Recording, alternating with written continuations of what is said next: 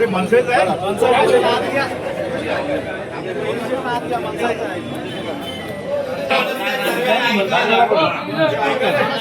बोलला का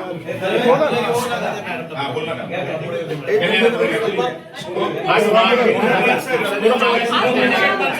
सगळ्यांच्या वतीने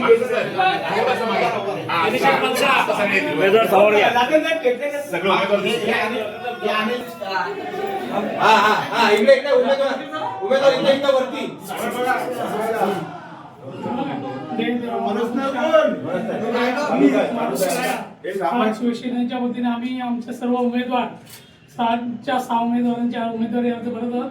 त्यामध्ये चांगलं यश दे, प्रचंड यश मिळू दे आणि सर्वच्या सर्व उमेदवार आम्हाला विजयी होऊ दे प्रचंड मताने. त्यांना आशीर्वाद दे. त्याकरता तुला नारळाचं बळ देतो, तू मान्य करून घे. सुखाची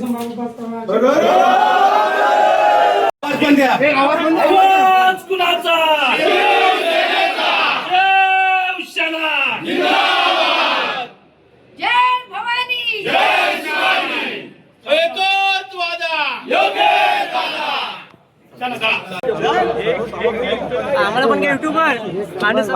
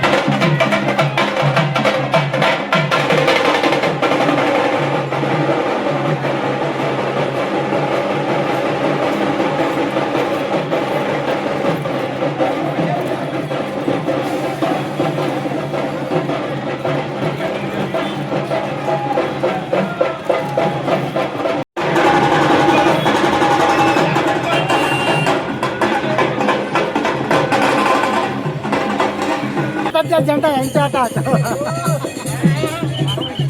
सकाळी होत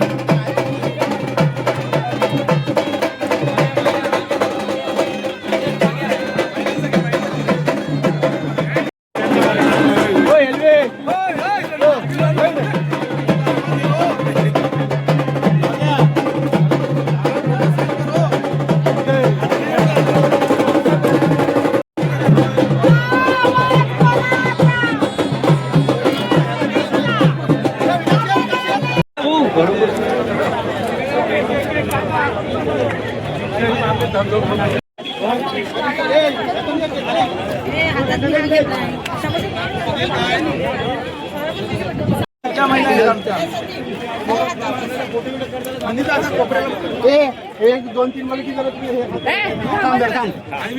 काय बोलू नको तू शूटिंगच करतोय. अरे तू विजय हे बघ घोषणा जे बोलतोय आता माझाच 1 2 3 स्टार्ट. शिवसेना शिवसेना एकच वादा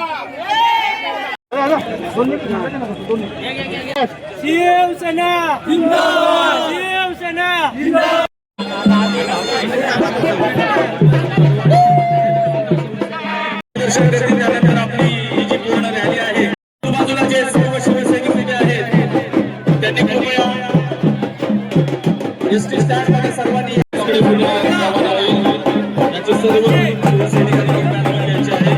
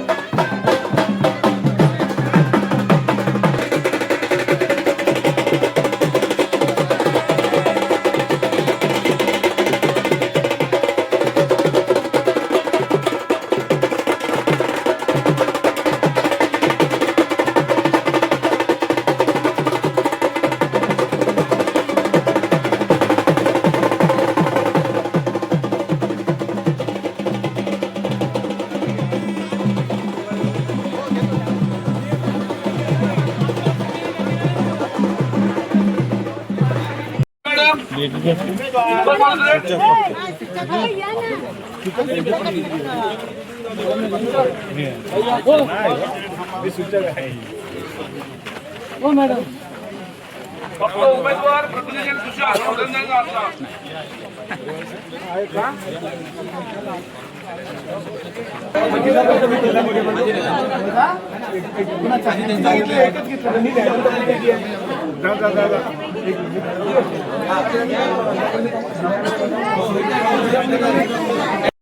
शिवसेनेच्या वतीनं आणि दादांच्या मार्गदर्शनाखाली आज शिवसेनेचे सगळे 6च्या 6 उमेदवार म्हणजे जिल्हा परिषदेचे 2 आणि पंचायत समितीचे 4 असे 6च्या 6 उमेदवार आज तहसीलदारांच्या इथे फॉर्म भरण्यासाठी आम्ही आलेलो आहोत.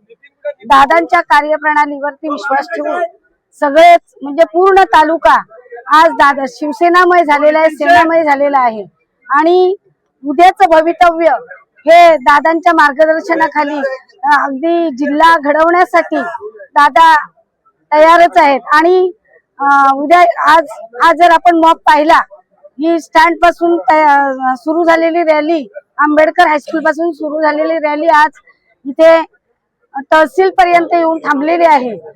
सगळ्या सदस्यांचं फॉर्म भरण्याचं काम चालू आहे. हा जो आज मॉब इथे जमलेला आहे, ही जनता समुदाय सगळा जमलेला आहे, तो दादांवरती विश्वास ठेवून आणि दादांच्या मार्गदर्शनाखाली काम करण्यासाठी अगदी हा समुदाय सगळा एक होऊन इथे आज एकवटलाय. जणू काय विजयाचीच रॅली आज सुरू झाले असं म्हटलं तरी वावगं ठरणार नाही. आणि दादांनी जी कामं केलेली आहेत त्या कामांचा प्रतिसाद आज इथे मिळतोय. मी माझ्या सगळ्या जनतेला आणि सगळ्या मतदारसंघातील मतदारांना विनंती करेन की आपण एकरूप होऊन जे काही आपसातले मतभेद असतील, जाती संबंध काही असेल, ते कोणताही जाती धर्म कोणताही मध्ये न आणता आपण आपल्याला आपल्या मतदारसंघामध्ये जे उमेदवार दिलेले आहेत, मग 2 जिल्हा परिषदेचे असतील आणि 4 पंचायत समितीचे असतील, त्या उमेदवारांना आपण भरघोस मतांनी निवडून द्याल अशी मी सर्वांना नम्रपूर्वक विनंती करते, नम्र आवाहन करते आणि सर्वांना सांगते की उद्या येणाऱ्या 7 तारखेचा जो दिवस आहे तिथे आपल्याला 6-0 करून दाखवायचं आहे. एवढंच या निमित्ताने आपणास सांगते. शिवसेना ने आज 2017च्या नंतर 9 वर्षाने स्थानिक स्वराज्य संस्थांच्या निवडणुका होत आहेत. मागील झालेल्या निवडणुकांमध्ये ज्यावेळेला निवडणुका झाल्या त्यावेळेस मी दापोली मतदारसंघामध्ये अगदी नवखा होतो. मला सक्रिय होऊन 4 ते 5 महिनेच झाले होते. शिवसैनिकांनी त्यावेळेला मेहनतीने 2 पंचायत समिती सदस्य आणि जिल्हा परिषद सदस्य निवडून दिले होते. त्यानंतर आज 9 वर्षाच्या कालावधीनंतर 2 विधानसभांच्या निवडणुका झाल्या आणि ह्या दोन्ही निवडणुकांमध्ये घवघवीत यश हे शिवसेनेला मंडणगड तालुक्यामध्ये जनतेने दिलेलं आहे. आणि आज कार्यकर्त्यांच्या निवडणुका, ज्या कार्यकर्त्यांनी ह्या विधानसभेच्या निवडणुकीमध्ये मेहनत घेतली, या कार्यकर्त्यांच्या निवडणुका होत असताना नक्कीच ह्या सर्व उमेदवारांच्या पाठीशी माननीय एकनाथ शिंदे साहेब शिवसेनेचे मुख्य नेते म्हणून खंबीरपणे उभे आहेत. आज आमदार म्हणून, राज्यमंत्री म्हणून, शिवसैनिक म्हणून मी देखील त्यांच्या पाठीशी आहेच. परंतु जनतेचा जो प्रतिसाद मिळतोय नक्कीच आमचा विश्वास आहे येणाऱ्या 7 तारखेला जसं खेड नगर परिषदच्या निवडणुकीमध्ये आम्ही 21-0 करून दाखवलं, तसं 6-0 हा मंडणगड तालुक्याचा 100% निकालाखाली इतकं चांगलं वातावरण आहे. जनतेचा जो प्रतिसाद मिळतोय, किंबहुना विधानसभेच्या निवडणुकीमध्ये जे मतदान मिळालं होतं त्यापेक्षा जास्त मतदान हे यावेळेस नक्कीच आमच्या उमेदवारांना मिळेल हा आमचा विश्वास आहे. आणि विशेष म्हणजे मी त्या सर्व इच्छुक उमेदवारांचे आभार मानेन की ज्यांची निवडणूक लढवण्याची इच्छा होती. खरं तर आज शिवसेना पक्ष आज मंडणगड तालुक्यामध्ये मोठ्या प्रमाणात वाढलाय. शिवसैनिक वाढलेले आहेत. अनेक गावांनी वाड्यांनी शिवसेनेमध्ये प्रवेश केलेला आहे. अनेक प्रमुख नेत्यांनी शिवसेनेमध्ये प्रवेश केलेला आहे. आणि अशा वेळी इच्छुकांची संख्या जास्त असताना देखील ज्यांना उमेदवारी मिळाली नाहीत त्यांनी देखील कुठेही बंडखोरी केलेली नाही. त्यांनी ज्या उमेदवारांना तिकीट मिळाली आहे त्यांचं काम करण्याचा त्यांनी निश्चय केलेला आहे, त्यांना निवडून द्यायचा त्यांनी निश्चय केलेला आहे. आणि म्हणून त्यांचं देखील मनापासून मी आभार मानतो. त्यांच्या या सामंजस्याच्या भूमिकेमुळे नक्कीच शिवसेनेला अजून ताकद मिळणार आहे आणि या उमेदवारांना सर्वांना ताकद मिळणार आहे. कुठेही मनामध्ये राग रोष न ठेवता सगळे आज एकत्र मिळून आज आमचे सर्व शिवसैनिकांनी आज फॉर्म भरलेला आहे. हे सगळ्यांना मनापासून शुभेच्छा देतो आणि नक्कीच तुमचा प्रश्न यायच्या अगोदरच सांगतो की महायुती व्हावी असा माझा प्रयत्न आजही आहे.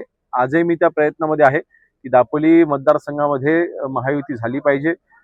महायुती मार्फतच निवडणुका आपण लढवल्या पाहिजेत. जिल्ह्यामध्ये जे काही सूत्र ठरवलेलं आहे तेच सूत्र हे दापोली मतदारसंघामध्ये देखील आपण ठरवलेलं होतं.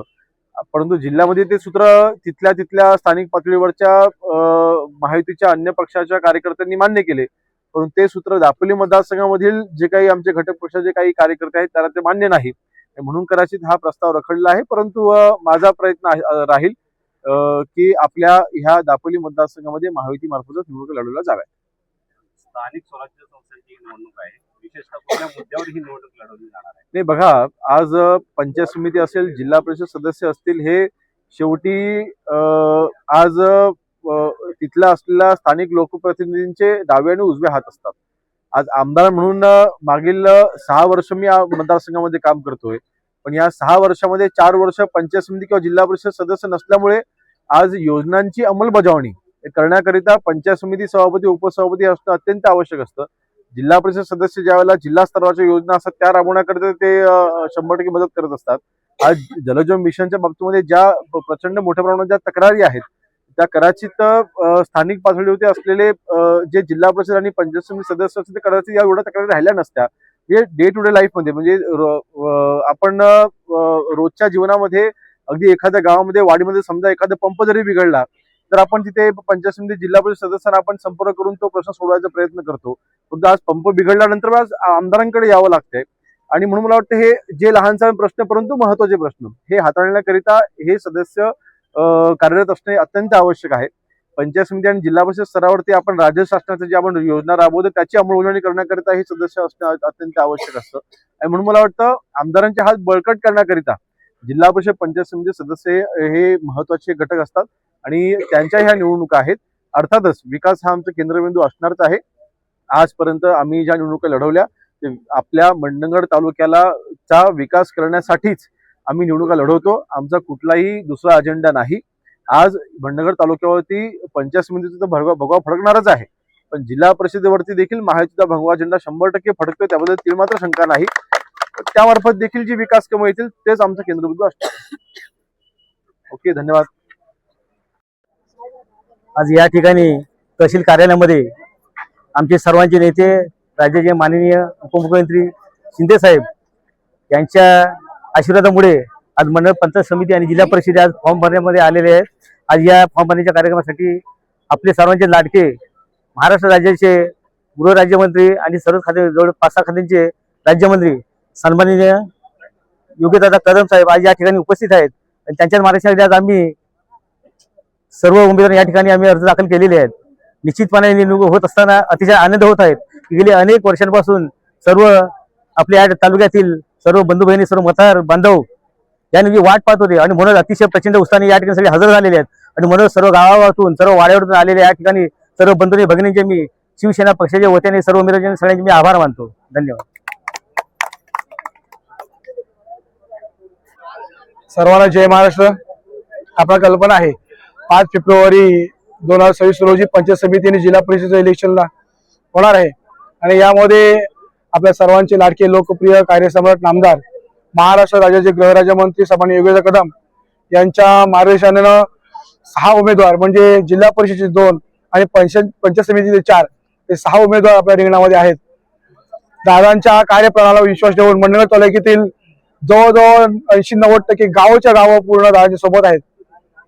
दादांनी गेले 5-6 वर्ष विकासाचा गंगा नव्हे तो विकासाचा महासागर या तालुक्यामध्ये आणलेला आहे आणि त्यामुळे विकासावर प्रेरित होऊन त्या तालुक्यातील तमाम जनता ही शिवसेनेच्या पाठीशी ठाम उभी आहे. गेले काही दिवसापासून आपण पाहतोय की शिवसेनेमध्ये प्रवेश चालू आहेत आणि त्याच्यामुळेच येथे येणाऱ्या पंचायत समिती जिल्हा परिषद या निवडणुकीमध्ये 6च्या 6 उमेदवार भरघोस मताने निवडून येतील ही खात्री आहे. आणि म्हणूनच मी सर्व जनतेला विनंती करतोय की आपण या विकासाच्या पाठी दादांच्या हात बळकट करण्यासाठी आपण 6च्या 6 उमेदवारांना धनुष्यबाणासमोरचं बटन दाबून भरघोस मताने निवडून द्यावे अशी आपला सर्व विनंती करतो. जय हिंद, जय महाराष्ट्र.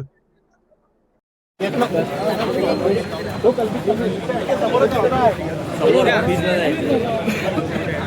बरं उभं पण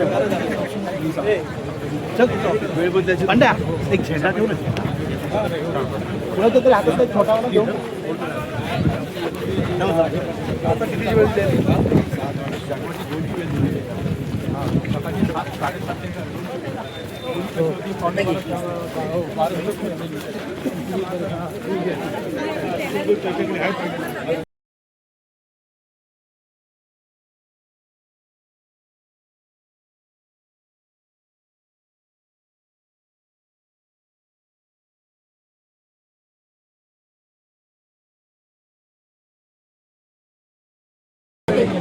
आपल्यामध्ये जाहीर प्रवेश करत आहे. मी नाव घेतो आणि या ठिकाणी यायचं आहे. उभाटा गटातील शिवसैनिकांचा आज आपल्या सैन्यामध्ये प्रवेश होतोय. नाव घे पण संतोष तांबेडकर, दिनेश तांबेडकर, साहिल तांबेडकर, सुवर्ण तांबेडकर, संतोष तांबेडकर, प्रमिला केंद्रे, शकुंतला लाखंड, संगीता तांबेडकर, माई तांबेडकर, कनिष्का तांबेडकर, वैशाली येवळे, अनन्या तांबेडकर आणि मुंबईतील सर्व ग्रामस्थांचा शिवसेनेमध्ये जाहीर प्रवेश होतोय.